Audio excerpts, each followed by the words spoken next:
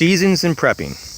So I just break it down into hot days, cold days. Obviously there's days in between, but in terms of your backpack, you might want to have several systems, or at least consider a different system than you have now.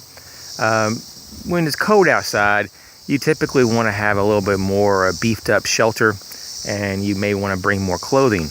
So when you do that, you sometimes need more space in your backpack than you would during the summer times. So what are the choices for dealing with this differential between the seasons?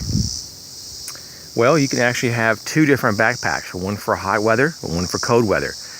This is an option. Some people think that that's kind of a little overkill because they prefer to have just one backpack and to just strap things underneath the bottom of it, maybe like their tent, instead of just having a tarp shelter as they would during the summer, and maybe just wrap or attach maybe a stuff sack or a water resistant bag around the top or to the side of your pack if you needed extra storage.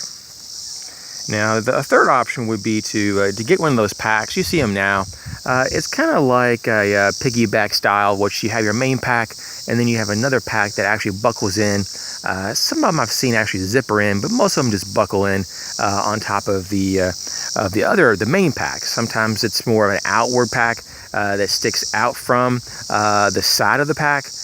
Those though typically do add a lot more width, and it comes pretty far out from the body.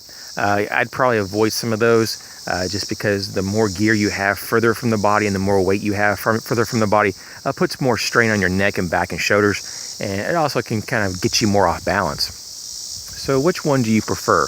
Well, the one I prefer would probably be the one pack system that you can just add or subtract things.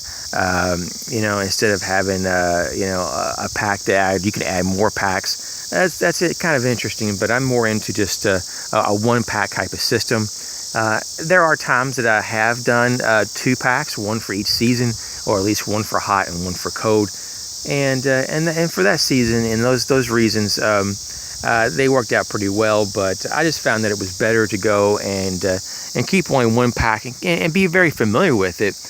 Just have a more versatile pack system, and have a pack that you can lash things to, and that allows you to actually add or subtract things without it being a non-functional unit.